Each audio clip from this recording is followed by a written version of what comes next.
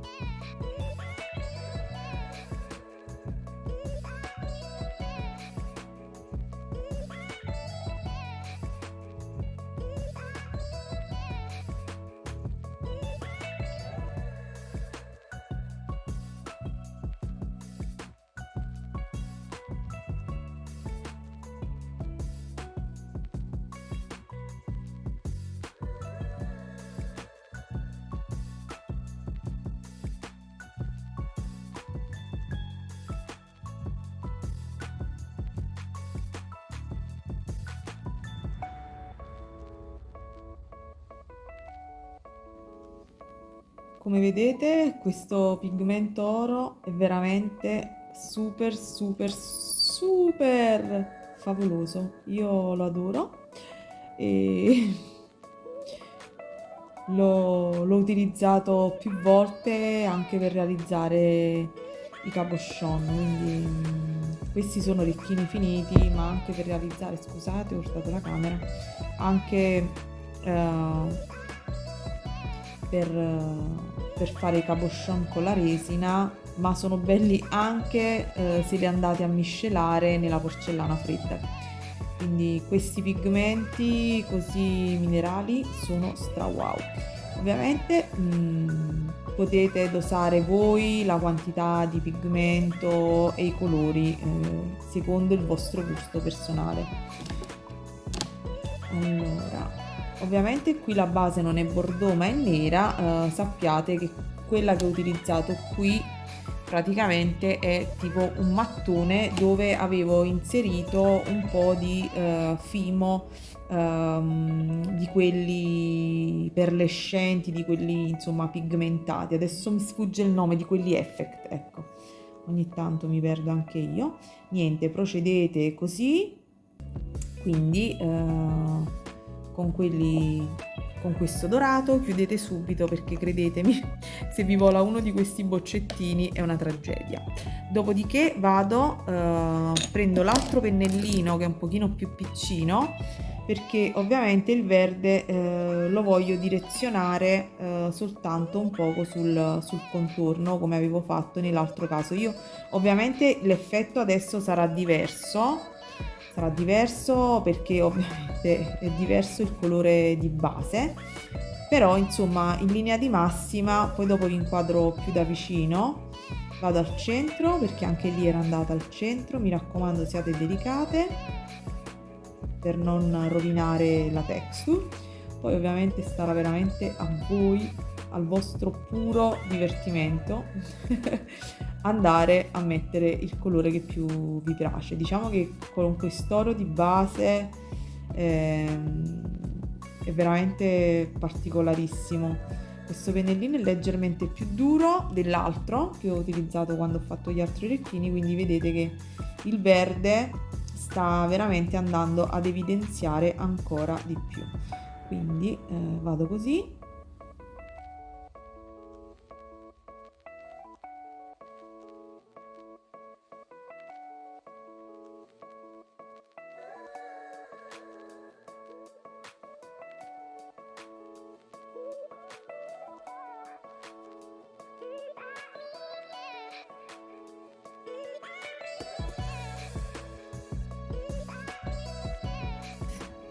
Allora, questo è l'effetto finale. Come vedete non cambia tanto anche da questo, nonostante qui ci sia la base nera e qui ci sia la base bordeaux.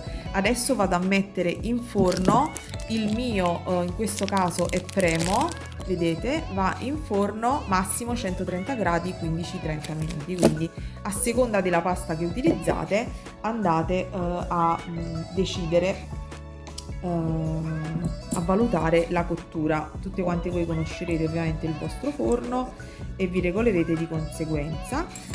Se volete ovviamente andate anche a colorare ovviamente il bordo esterno, altrimenti poi lo potete fare in un secondo momento, dipende da voi, se volete essere super precise. Quindi insomma potete andare, io sto andando con il verde perché comunque il colore è più esterno, e vado a colorare quindi un pochino con il pennellino, vedete, nuovamente col pennellino questo qui duro, vado a prendere un poco proprio dal tappetino e vado semplicemente così, procedo e vado ad infornare.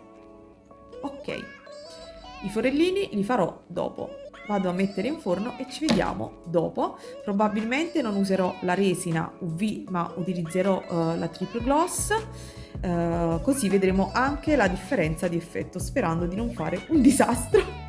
Vado ad infornare, ciao!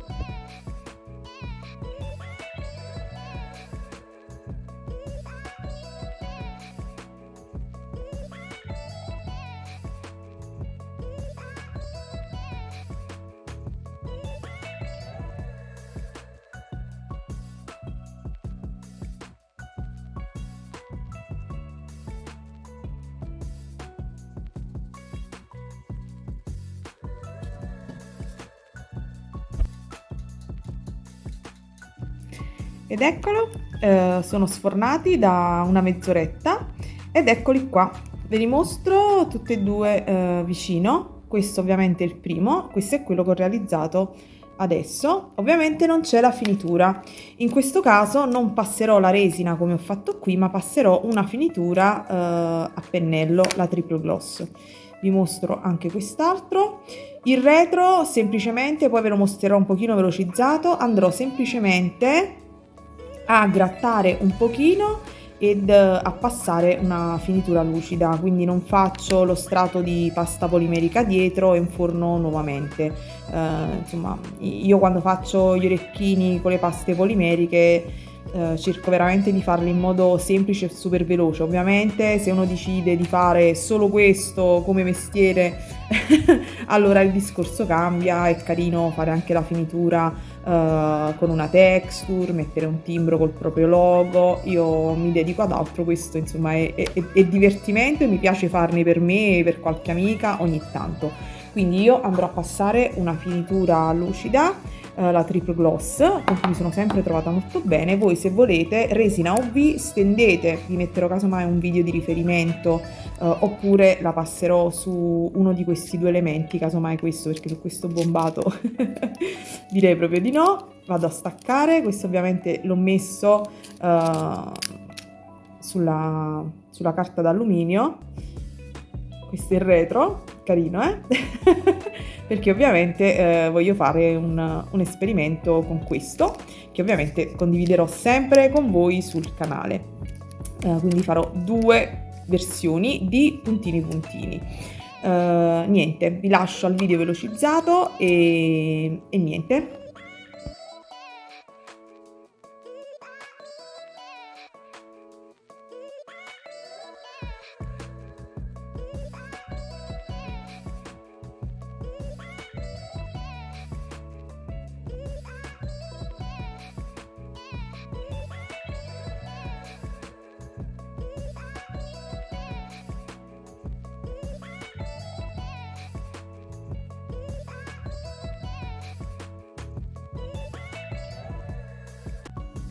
A proposito, dimenticavo, per non farmi mancare nulla, ho ritagliato anche qualche forma, sempre con gli stampi di Happy Mold 3D, però anziché utilizzare le paste polimeriche ho provato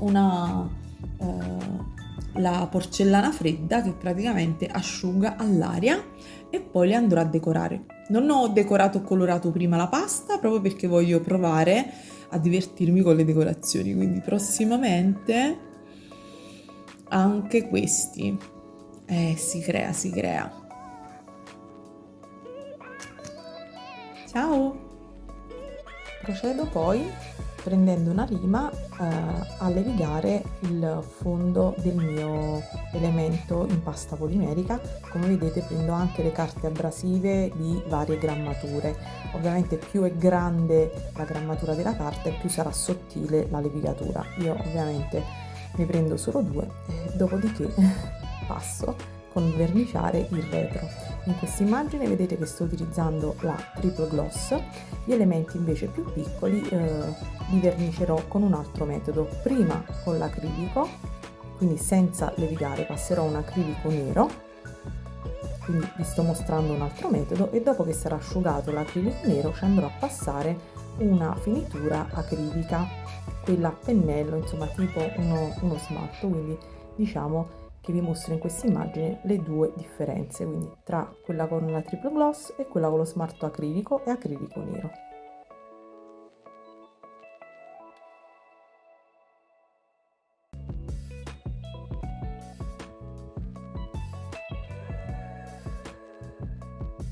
E adesso non ci resterà che usare il trapanino e forare.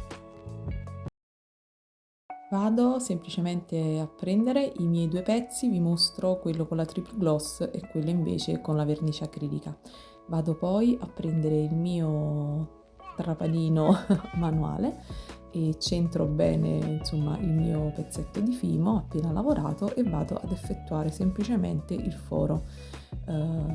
dovete esercitare una leggera pressione, ma vi assicuro che il fimo non è complicato, insomma, da forare con i trapanini a mano. Poi se avrete un Dremel ovviamente il lavoro vi sarà facilitato. Io sinceramente preferisco così, lo trovo più comodo. Dopodiché andrò a rifinire un pochino i forellini con un po' di vernice acrilica e poi non farò nulla di più. Anellino il gancetto che ho deciso e vado a montare il mio orecchino. In questo caso vedete che sto montando inserirò l'anellino e il forellino, sto montando l'elemento piccolo, poi alla stessa maniera ovviamente andrò a montare anche gli elementi più grandi a seconda del vostro gusto personale. Quindi vi mostro il primo, mi raccomando osservate sempre che il gancetto si muova con l'anellino in modo agevole, altrimenti dovete mettere un anellino un pochino più grande. Ora vi mostro i 3 elementi a confronto. Questi sono gli elementi che sono andata a forare e monterò anche questi e poi alla fine ve li mostrerò tutti quanti finiti. Ecco, questa è la versione del tutorial finita. Come vedete l'anellino e il pendente sono perfetti, il perno dondolano e si muovono in maniera agevole. Io vi saluto e vi lascio, ragazze, al prossimo tutorial. Un bacio, spero che veramente vi sia piaciuto. Questa è la seconda versione e queste le 2 versioni a confronto. Ci vediamo alla prossima!